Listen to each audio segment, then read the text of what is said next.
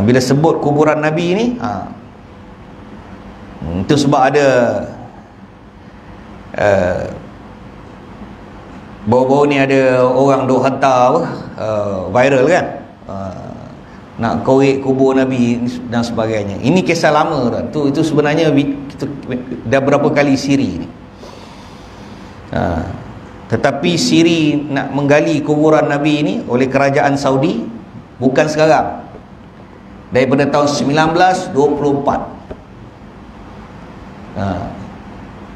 1924 ketika kerajaan Uthmaniyah tumbang, bila munculnya seorang laki-laki yang nama dia Muhammad bin Abdul Wahab, maka bangkitlah golongan yang ada di Saudi ni, aliran pemikiran Wahabi Salafi. Mereka lah sebenarnya yang beria-ia nak korek kubur Nabi ni daripada 1924. Dalil dia apa tuan-tuan? Dalil dia adalah hadis di dalam Bukhari. Ada satu hadis di dalam Bukhari yang Nabi SAW melarang membina alal kubur, membina bangunan ataupun bilik di atas sebuah kuburan. Ada hadis tu, memang ada dalam Bukhari. Nabi melarang membina alal kubur. Jadi pada tahun 1924 ketika tumbang, ketika ditubuhkan kerajaan Arab Saudi,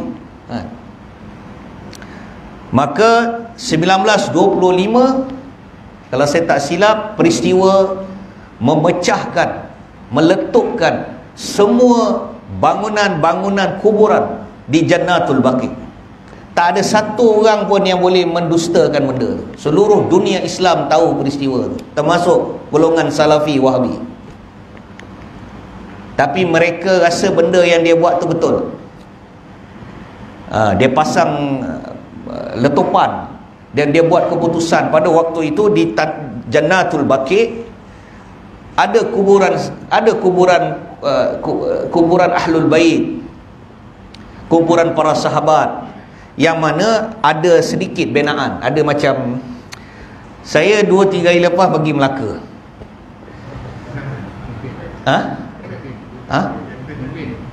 Oh tak.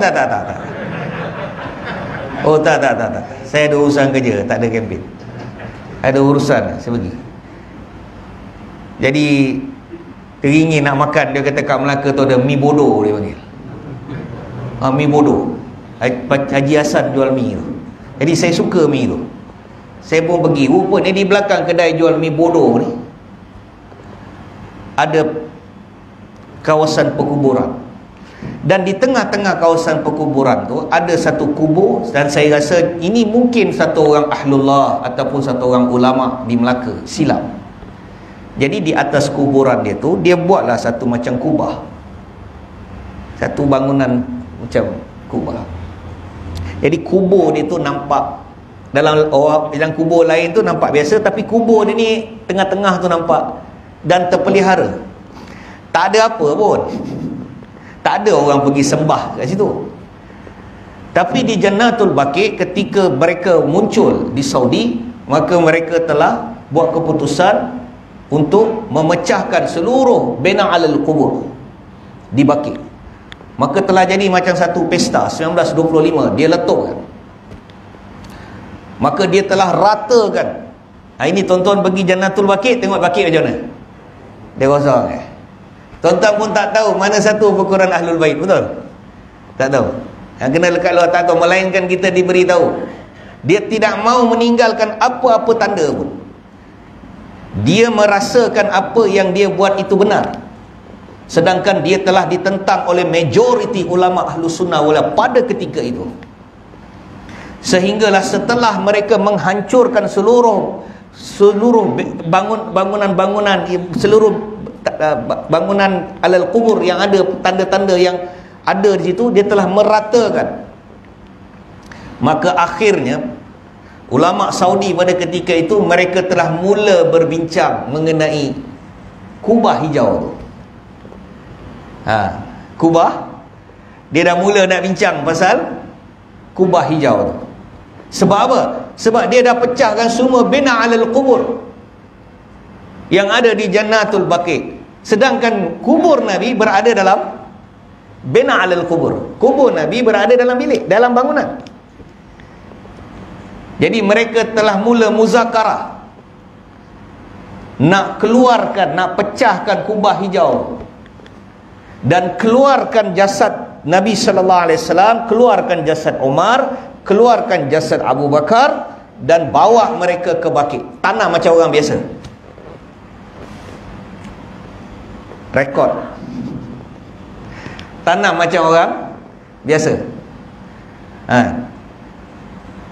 Dia berdasarkan dalil ni. Dan dalil yang kedua adalah bagi mereka, bagi golongan Wahabi, orang yang menziarahi, orang yang melakukan perjalanan ke Madinah dengan niat untuk menziarahi Nabi, kuburan Nabi, itu adalah perjalanan maksiat.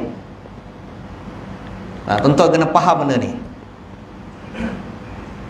Bagi golongan Wahabi Salafi, mana-mana orang yang melakukan perjalanan semata-mata pergi ke Madinah dengan niat untuk menziarahi kuburan Nabi, bukan untuk menziarahi masjid, maka niat itu adalah, perjalanan itu adalah perjalanan maksiat.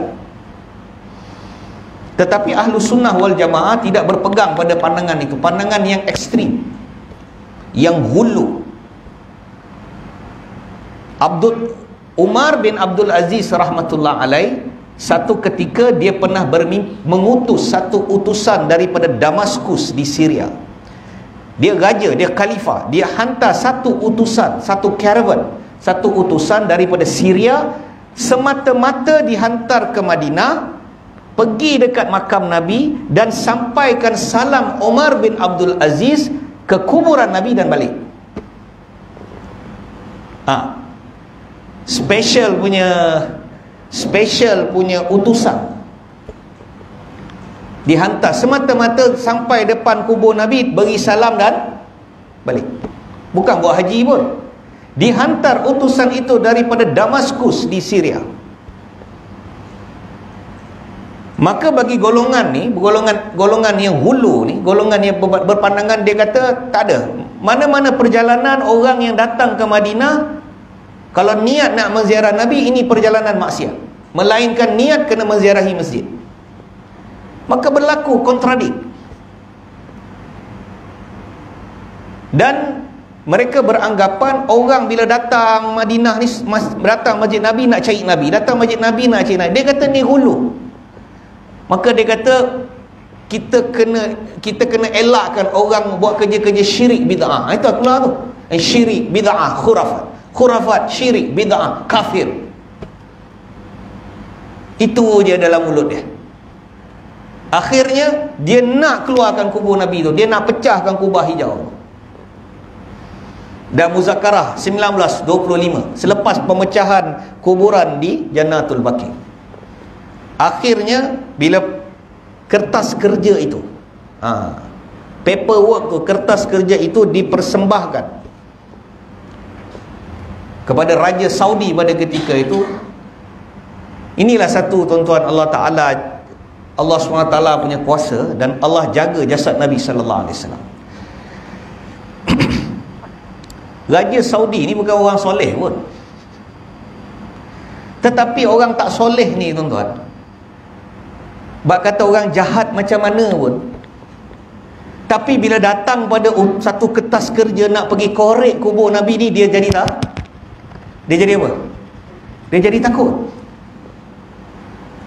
Dia akan berkata dengan diri, jahat-jahat aku ni, minum arak ke dan sebagainya, tapi kerja yang kau nak suruh aku buat ni, diri dia sendiri pun takut. Tetapi kerana benda yang dibawa ni oleh ulama-ulama Saudi, 1925 minta supaya apa? Kita minta tuanku restu untuk kita korek. Kita dah selesaikan Baqi ni. Ketika mereka meletupkan majoriti ulama Sunni dan orang Islam yang menyaksikan tu berlinangan air mata. Tapi dah tak boleh nak buat apa sebab terlalu banyak berlaku pertumpahan darah, betul. Banyak pembunuhan.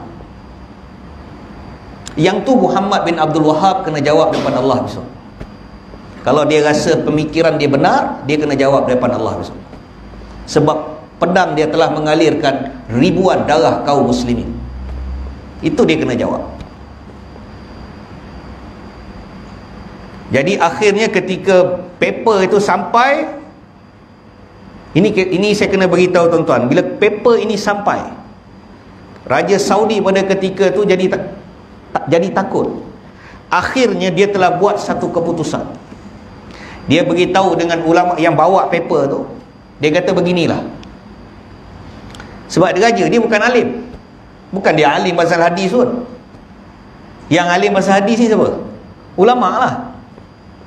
Akhirnya dia telah beritahu, dia kata begini, kalian keluar daripada Saudi ini, dapatkan pandangan negara-negara Islam, dapatkan pandangan, pergilah kalian ke tempat-tempat di mana khazanah hadis ni, ulama-ulama hadis. Sebab ulama hadis bukan duduk dalam Mekah je, ulama hadis bukan duduk dalam Madinah je. Ada ramainya ulama-ulama hadis yang duduk di luar Mekah dan Madinah.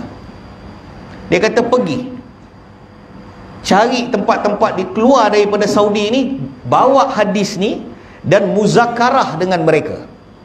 Muzakarah dengan mereka, ambil pandangan mereka, tengok bagaimana, dan kemudian baru kita buat keputusan. Ni saya kena beritahu tuan-tuan.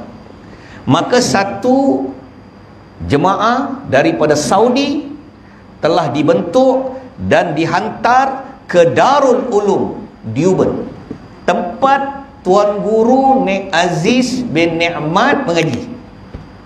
Tuan Guru Nek Aziz Nikmat, dia mengaji hadis di Darul Ulum Deoband. Dia mengaji di tangan Maulana Husain Ahmad Madani. Tuan-tuan kena ingat nama ni saya sebut. Guru dia adalah Maulana Husain Ahmad Madani, meninggal 1957. Pada waktu itu di Darul Ulum Deoband ada 500 ulama hadis duduk di Darul Ulum. Dan dua ulama hadis yang masyhur pada ketika itu adalah Maulana Husain Ahmad Madani dan Maulana Ashraf Ali Tanwi. Dua orang ni. Jadi ketika utusan ni sampai ke Darul Ulum, dia telah jumpa mudir dia, maknanya Maulana Husain Ahmad Madani. Maka dia telah beritahu tujuan kedatangan dia, apa sebenarnya niat kedatangan dia. Maka mereka telah bacakan hadis ni di depan Maulana Husain Ahmad Madani. Dia kata tujuan kami datang nak muzakarah ilmiah berdasarkan hadis ni. Jadi kalau kalian ada sebarang pertentangan, kalian beritahu kami. Kalau tidak, kami akan mengambil keputusan untuk pecahkan kubah hijau tu dan bawa jasad Nabi keluar. Maka bila dia beritahu Maulana Husain Ahmad Madani, terdiam Maulana Husain. Tapi Maulana Husain Ahmad Madani ni Allah bagi dia hikmah. Dia kata dengan wakil Saudi, dia kata macam ni, tuan adalah tetamu kami, tuan duduk di madrasah ni, di Darul Ulum ni, kami minta 3 hari 3 malam. Sebab hak melayani tetamu 3 hari 3 malam. Itu hak tetamu. Jadi Maulana Husain Ahmad Madani beritahu, tuan jadilah tetamu kami, bagi kami masa 3 hari. Jadi bila mereka duduk 3 hari itu, maka Maulana Husain Ahmad Madani pada ketika itu telah buat satu, maka masa tu tak ada handphone. Betul tuan-tuan? Mana ada handphone? Macam mana nak viralkan benda tu? Nak beritahu, nak adakan mesyuarat tergempar. Maka dalam masa 3 hari itu, maka berita telah sebar dari mulut ke mulut, bandar ke bandar, sehingga akhirnya Maulana Husain Ahmad Madani telah panggil seluruh ulama hadis yang ada di daerah Darul Ulum pada ketika itu. Maka orang yang meriwayatkan kisah ni, dia kata telah berkumpul hampir 500 muhaddisin di Darul Ulum, telah berkumpul nak mesyuarat benda tu. Akhirnya mereka berkumpul. Jadi bila mereka berkumpul dalam satu tempat, maka tempat tu mereka masuk dalam masjid. Darul Ulum Madrasah ni dia ada masjid dia. Maka dia masuk dalam masjid. Maka wakil Saudi ni pun masuk dalam masjid. Bila mereka masuk, salah seorang daripada mereka ni naik atas mimbar. Dia naik atas mimbar. Kemudian dia berkhutbah. Dan dalam khutbah dia beritahu apa tujuan mereka datang. Dan tujuan mereka datang adalah semata-mata untuk muzakarah hadis riwayat Bukhari ini. Dan dia kata, kalau hadis ini benar, dia baca hadis tu, bina alal kubur, tentang larangan membina binaan atas kubur dalam bilik ni. Dia kata kalau ada sebarang penentangan, tuan-tuan beritahu tuan-tuan punya hujah. Kalau tidak, kalau betul hadis ni sahih, memang rantaian dia sahih, tidak ada terputus sanad dia, maka menjadi tanggungjawab kita orang beriman untuk melaksanakan hadis ni, iaitu apa? Pecahkan kubah hijau. Akhirnya ketika habis dia khutbah, dia tanya, ada tak apa-apa penentangan? Ada apa-apa komen? Pada waktu itu Syekh Zulfaqar, dia kata apa? Dia kata pada waktu itu 500 ulama yang ada dalam masjid dalam waktu itu, dia kata pin drop silent. Pin drop silent. Kalau jarum tu jatuh, boleh dengar bunyi dia. Terdiam seluruh ulama hadis. Dalam beberapa minit telah dengar bunyi tangisan yang kuat dalam masjid. Semua ulama menangis. Dan telah berkata satu orang ni, dia kata dengan Maulana Husain Ahmad Madani, dia kata, ya Sayyidi, dia kata, tuan, mereka ni datang dari tempat yang jauh, sedangkan jasad Nabi di bawah jagaan mereka, tetapi mereka datang ke tempat kami dengan membawa satu perkara ilmiah. Dia panggil ada perbincangan ilmiah, di mana daripada ada muzakarah ilmiah, datang semata-mata nak bawa benda ni. Apalah yang kami boleh buat lagi untuk mereka ni? Apa sebenarnya yang mereka nak ni? Dalam keadaan menangis tu, tiba-tiba bangun satu orang laki-laki. Dia kata apa? Yang bangun ni Maulana Ashraf Ali Tanwi. Maulana Ashraf Ali Tanwi rahmatullah alaih jawab, mula-mula sekali dia kata, alhamdulillah. Dia kata segala puji bagi Allah yang telah memberikan diriku kefahaman hadis bina alal kubur mengatasi kalian semua orang ni, termasuk mereka. Kata Maulana Ashraf Ali Tanwi, alhamdulillah, segala puji bagi Allah yang telah memberi aku kefahaman hadis Bukhari ini, mengatasi kamu yang 500 orang ni, dan juga mengatasi mereka. Jadi Maulana Ashraf Ali Tanwi beritahu, hadis bina alal kubur ini, riwayat Bukhari, hadis itu muttafaqun alaih. Dia sahih, hadis itu sahih. Rantaian dia yang meriwayatkan periwayat itu juga sahih. Matan dia juga sahih. Tidak ada sebarang kecatatan hadis itu. Memang benar, kata dia, Nabi melarang bina alal kubur. Lepas tu dia jawab dalam bahasa Urdu, dia kata likin, akan tetapi hadis itu tidak terpakai kepada kuburan Nabi sallallahu alaihi wasallam. Jadi bila dia jawab macam tu, Maulana Ashraf Ali Tanwi bangun, Maulana Husain Ahmad Madani bangun dan beritahu dia. Dia kata, wahai Ashraf, apa yang kau cakap ni? pada sebahagian tempat kau beritahu dengan kami hadis itu sahih, riwayat dia betul, matan dia tidak ada sebarang kecatatan, dan kau beritahu, Nabi beritahu tu benar. Tapi pada waktu yang lain kau beritahu hadis itu tak terpakai kepada kuburan Nabi. Maka Maulana Ashraf Ali Tanwi jawab dengan kelompok Saudi ni. Dia kata apa? Dia kata kuburan Nabi sallallahu alaihi wasallam itu sebelum kubur, tempat tu apa kata dia? Sebelum kubur, tempat tu apa? Tempat itu adalah bilik Sayyidatina Aisyah radhiyallahu, rumah Sayyidatina Aisyah. Sebenarnya bukan bilik, dia rumah. Jadi Maulana Ashraf Ali Tanwi beritahu, bilik dulu ke kubur dulu? Maknanya bilik dulu baru kubur. Makna kubur datang kemudian. Yang Nabi larang adalah membina alal kubur, membina bilik di atas kubur dulu. Maknanya kubur dah tanam, lepas tu buat bilik. Jadi kuburan Nabi berbeza, iaitu bilik dulu baru kubur. Bila Maulana Ashraf Ali jawab macam tu, maka kelompok Saudi ni terdiam. Maka seluruh ulama India bangun takbir. Dan pada waktu disebabkan peristiwa inilah Maulana Ashraf Ali Tanwi mendapat julukan Hakimul Ummah.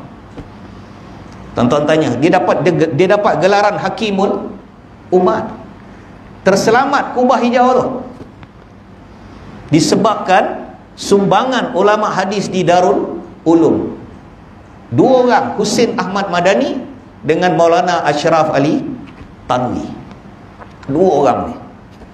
Jadi 1925 lagi dah sibuk nak korek kubur. Jadi tapi terhalang. Raja Saudi balik-balik, bila balik tak jadi. Tahun 70-an pun datang, 80-an pun paper tu datang lagi. Dia nak lagi korek kubur Nabi ni. Tak tahu apa sebenarnya yang dia nak. Dia nak pindahkan, korek kubah hijau tu, pecahkan kubah hijau tu, ambil jasad Nabi, simpan dekat Baqi'. Ini fitnah Wahabi ni. Hati-hati tuan-tuan. Hati-hati. Saya berani cakap tu sebab ada recording.